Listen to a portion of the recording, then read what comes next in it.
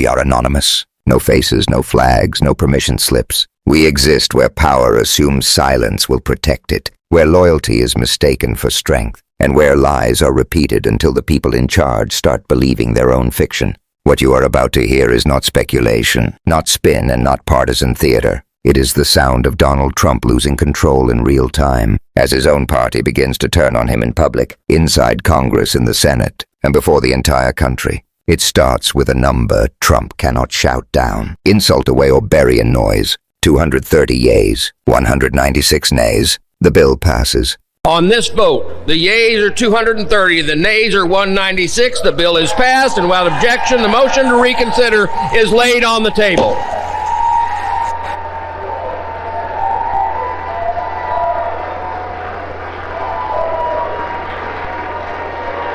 No tricks, no delays, no confusion. 17 Republicans crossed the line and joined Democrats on the House floor to extend Affordable Care Act subsidies. 17 members of Trump's own party deciding that protecting health care for millions of Americans matters more than obeying him. And they don't do it quietly. They do it openly, with cheers filling the chamber. MAGA Republicans applauding alongside Democrats for a policy Trump has spent years trying to destroy. For Trump, this is a nightmare scenario. He built his political power on the idea that Republicans fall in line or get punished. That fear is the glue.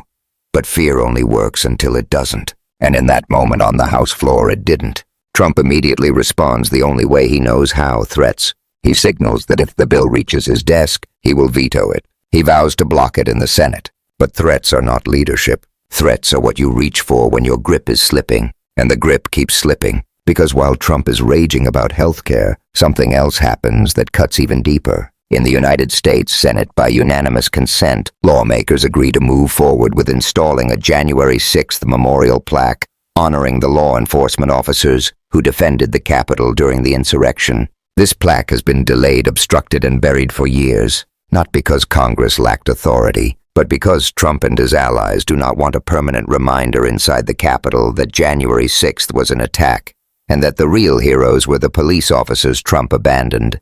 A law passed in 2023 explicitly authorized the plaque. Still, MAGA-aligned officials claimed it was unlawful. The Department of Justice even filed court documents echoing that excuse. Mike Johnson in the House repeated it. All of it was designed to accomplish one thing: erase the truth through delay. This time it failed. Republican Senator Tom Tillis, who is not running for re-election and therefore not afraid of Trump's revenge politics, worked directly with Democrats to force the issue. After Trump posted yet another wave of lies about January 6th on official White House platforms, even Republican leadership in the Senate could no longer hide. Silence would have meant owning the lie. So the Senate moved. The plaque will go up on the Senate side of the Capitol. The contrast is brutal. The Senate acknowledges reality. The House under MAGA control still refuses to place the plaque. Why? Because Donald Trump does not want a memorial honoring officers who stood between him and a successful coup. And the location being discussed for the plaque makes it worse for him: the third-floor visitor area, the very space where rioters moved through the building on January 6th. A permanent marker in the exact place where the fantasy collapses. Trump knows exactly what that represents. That's why this loss hits him harder than any headline. But the rebellion doesn't stop with symbolism. On the same timeline, the Senate delivers another bipartisan blow, this one with real consequences. A war powers resolution passes aimed at restricting Donald Trump's ability to launch further military action in Venezuela without explicit congressional approval. The vote is 52 to 47. The yeas are 52, the nays are 47. The motion is agreed to.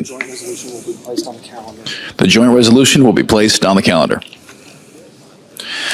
On the previous order, the Republicans again joined Democrats, not anonymously, not quietly, on the record. This is Congress saying something Trump hates hearing: we do not trust you. Trump has always treated military power as a personal accessory, something to threaten with, brag about, or dangle in front of his base. Now, Congress is reasserting its constitutional role because Trump has proven he cannot be trusted with unchecked authority. His response is again predictable. He threatens a veto, he fumes, he lashes out. But every veto threat confirms the same truth: his influence is shrinking. Then comes Greenland. Trump's repeated threats to use military force to acquire Greenland were first laughed off, then ignored, then recognized as dangerous. When the White House reiterated that military action was not off the table, the United States Senate did something extraordinary. On a bipartisan basis, senators invited the ambassadors of Denmark and Greenland to meet with them directly, not to negotiate, not to placate Trump, but to reassure them that Congress stands with them, regardless of what Trump says.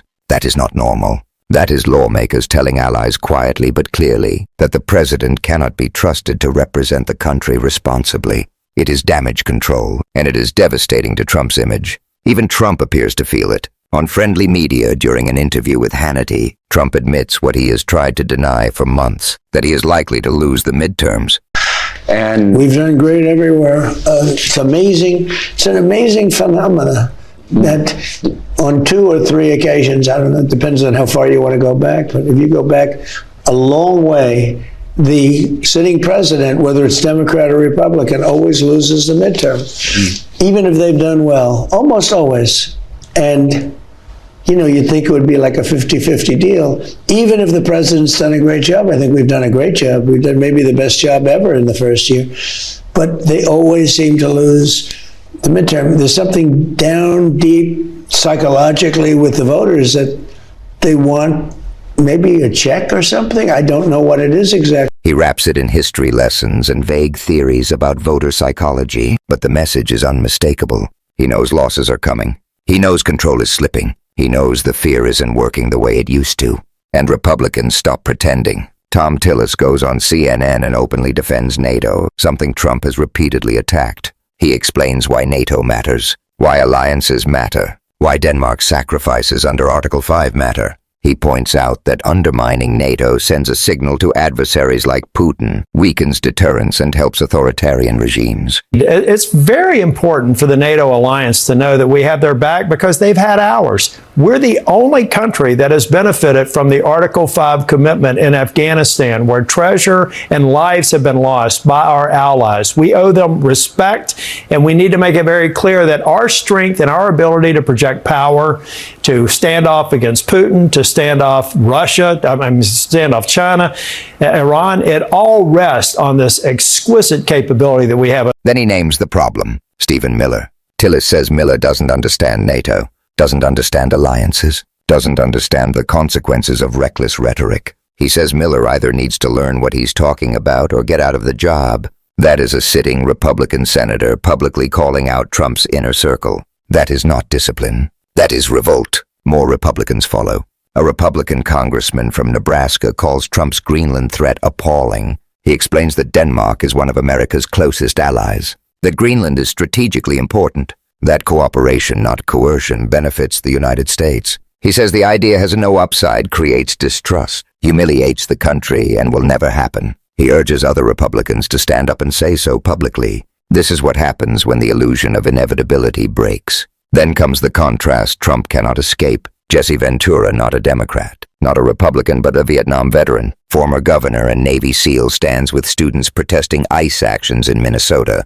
He speaks with clarity Trump has never had. He talks about warrants, about the Constitution, about the military being used domestically. He says that is what happens in dictatorships. He describes being in the Philippines the day martial law was declared, soldiers with machine guns on every corner, a society transformed overnight. He warns that the tactics are familiar, that history repeats itself when people stop paying attention. He calls Trump what Trump hates being called, a draft dodger, a man who avoided service while others were sent to fight, a man now lecturing veterans and citizens about courage and patriotism. Ventura says leadership today has destroyed the Constitution. He says that after January 6th, the Republican Party became a domestic enemy to it.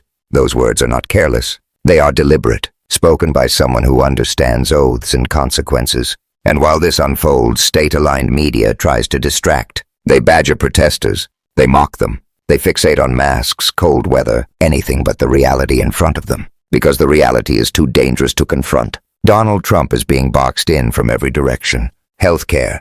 January 6th. War powers NATO. Greenland. Military overreach. Constitutional violations. Allies reassured without him. Republicans speaking freely because they are no longer afraid. This is not one scandal. It is not one bad week. It is the collapse of control. Trump built his power on fear.